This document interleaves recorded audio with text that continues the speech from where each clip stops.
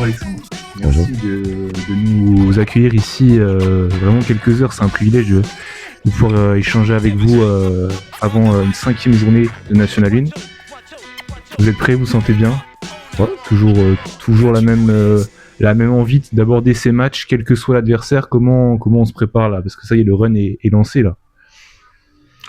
Ouais, chaque match est un peu différent, c'est dans le contexte du dernier match souvent. Alors là, on est à une victoire, 3 défaites, et Metz est à 0 victoire, donc on est méfiant. On est dans chaque match, ça se joue à une possession. Souvent on mène par exemple le dernier match, on menait de 11 points avec 2 occasions pour passer à plus 14.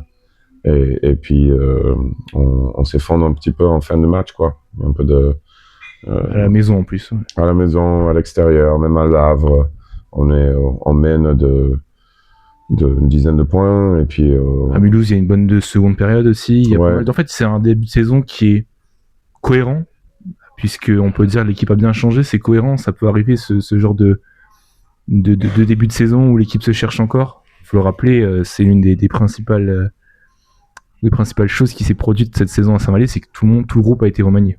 On a gardé un joueur. Ouais. Oui, on a gardé un joueur de la saison. Sacha Deradji, ouais. Voilà, Sacha. On a construit autour de lui. Un joueur très prometteur. Et puis je fais venir pas mal de joueurs que je connaissais déjà. Je me suis renseigné beaucoup sur l'état d'esprit des joueurs. On a un groupe qui vit super bien, qui s'entraîne bien, que ça soit sur en dehors du terrain, l'entente est bonne. Après, à une possession près, sur chaque match, on peut être en haut du classement ou à une victoire et 3 défaites. Même le match qu'on a gagné, on menait largement, ça fait peur à la fin. Le dernier match est très regrettable parce que on fait 3 sur 23 à 3 points, alors c'est pas dans nos habitudes. Donc ça nous met un peu dans une situation un peu délicate, mais le groupe est vraiment sain et bien, et comme je disais déjà, vit bien ensemble. Donc il n'y a pas de raison, quoi. On travaille bien, on se réunit, on se dit des choses, on a mis une culture en place, et on a mis des mots forts pour nous définir et tout ça, ce qu'on voulait, où on voulait être. Et quand je dis on, c'est les joueurs qui ont choisi ces mots-là. Les mots forts, vous pouvez peut-être nous en parler un peu, ou ça reste entre vous? Non, c'est... j'ai fait des recherches parce que je disais que je voulais mettre une culture en place, mais comment faire? Donc cet été, j'ai bossé là-dessus. Les Australiennes en sport sont très forts là-dessus, dans psychologie sportive, de mettre des cultures en place. Donc on s'est réunis, les joueurs individuellement, ils ont choisi des mots. Après, on a fait par petits groupes, et puis après, on a fait tous ensemble pour choisir ces mots qui allaient nous définir, quoi. Avec l'idée en tête que si un père vient avec un de ses enfants, nous voit et que il peut utiliser ce qu'il a vu pour dire est-ce que tu as vu le sacrifice, l'envie, voilà. Donc en espérant que ils arrivent à trouver ces mots-là qu'on voudrait qu'ils nous définissent, quoi. Ça arrive pas, quand on voit votre discours, il y a là aussi gérer l'après Jasmar Ferguson qui est resté pendant de nombreuses saisons. Ça a été quand même l'une des figures du club.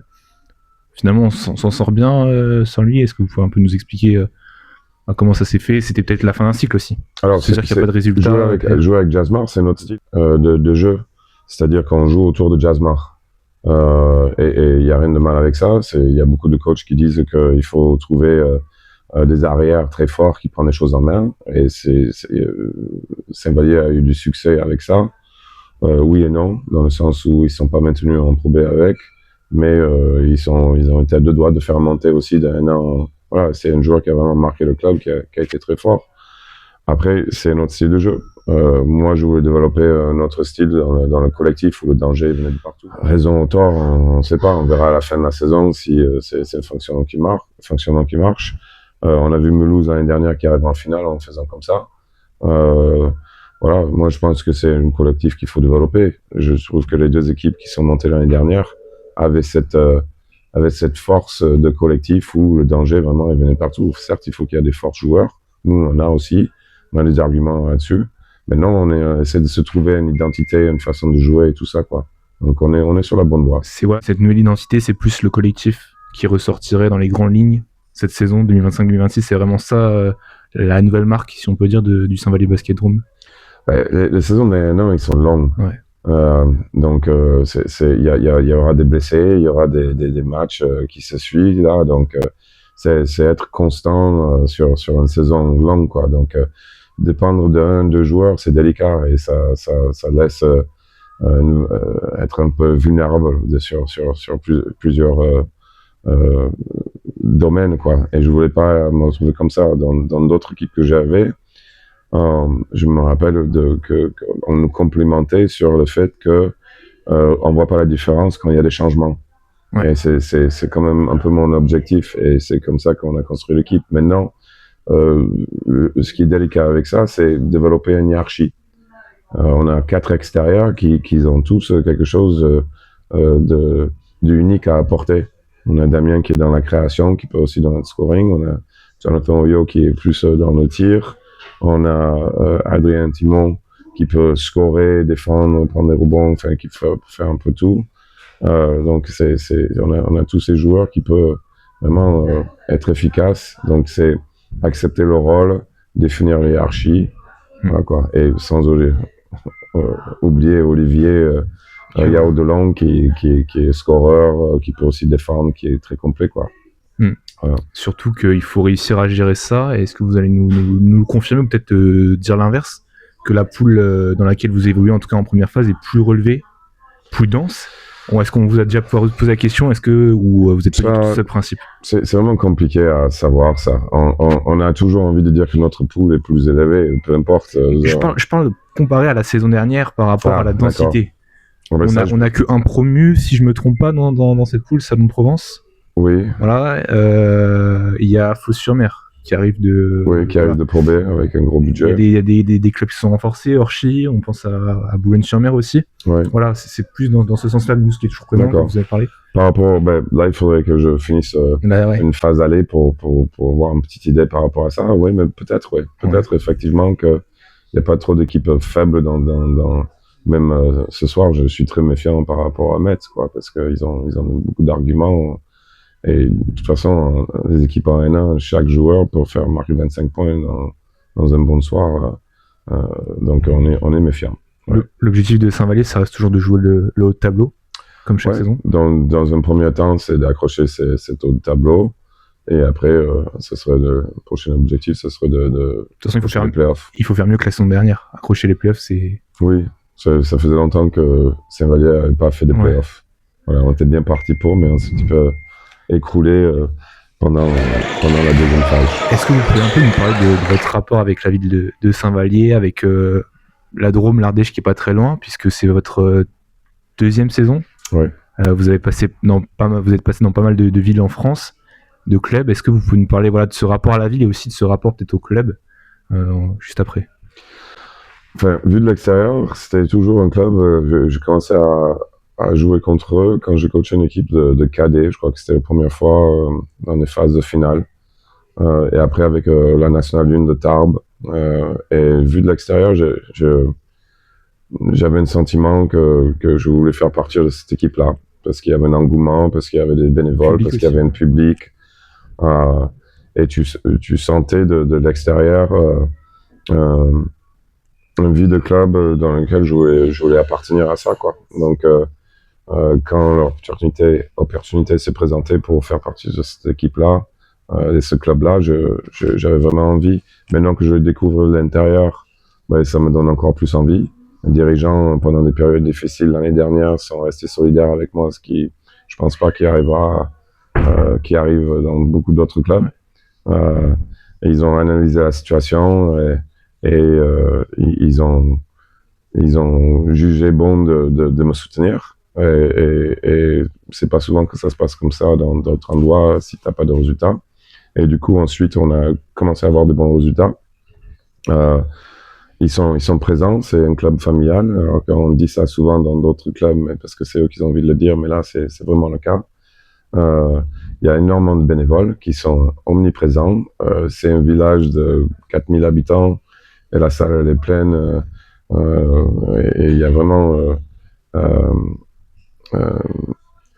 un engouement autour, quoi. On le sent. Qui ne baisse jamais, en fait.